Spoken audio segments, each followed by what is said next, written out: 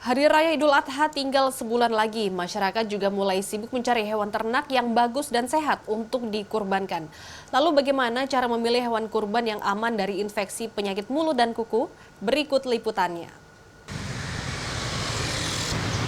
Idul Adha sudah dekat, waktunya berkorban. Tapi jangan korban perasaan, korban sapi saja yuk.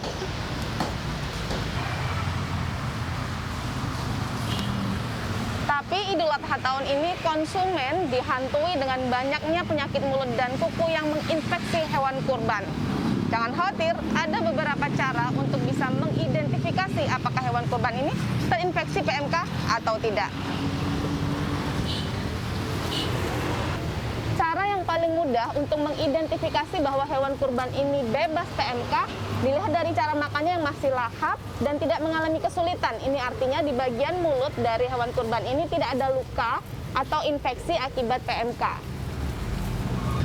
Cara kedua yang paling mudah untuk bisa mengidentifikasi apakah hewan kurban ini terinfeksi PMK adalah dari kakinya. Jika di bagian kaki atau bagian kukunya tidak ada terlihat kuku yang mengelupas atau tidak ada luka di sana, atau bahkan hewan kurban ini sudah tidak mampu berdiri karena kesakitan, maka hewan kurban ini dinyatakan bebas dari PMK atau tidak terinfeksi PMK. Tapi jika sebaliknya, maka ada indikasi bahwa hewan kurban ini terinfeksi PMK.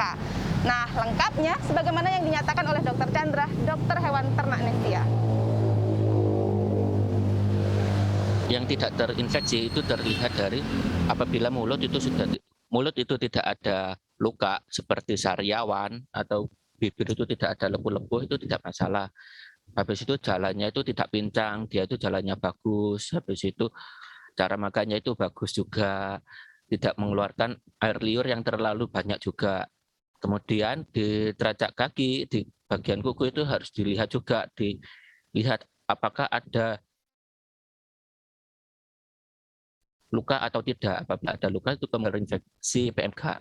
Apabila beli secara online itu kita harus melihat secara foto, video, bagaimana penampakan mulutnya, bagaimana penampakan dari kakinya itu. Apabila ada terlihat, oh ini terlihat ada luka atau bagaimana. Kemudian kalau beli secara online dipastikan yang penjualnya itu memiliki surat keterangan kesehatan hewan. Hal yang tidak kalah penting untuk diperhatikan adalah bahwa hewan-hewan kurban ini dirawat dengan baik dan dibersihkan dengan berkala, serta mendapatkan asupan makanan dan juga gizi yang cukup. Di sisi lain, dokter hewan ternak Resia juga merekomendasikan untuk masyarakat sementara tidak mengkonsumsi bagian jeroan dari hewan kurban, karena infeksi dari PMK ini dimulai dari bagian jeroan dan juga kelenjar getah bening yang ada di bagian dari jeroan tersebut. Sehingga diharapkan masyarakat lebih baik membuang saja bagian jeroan dari hewan kurban. Nah, sudah tahu kan cara efektif untuk bisa mengidentifikasi hewan kurban yang aman dari PMK?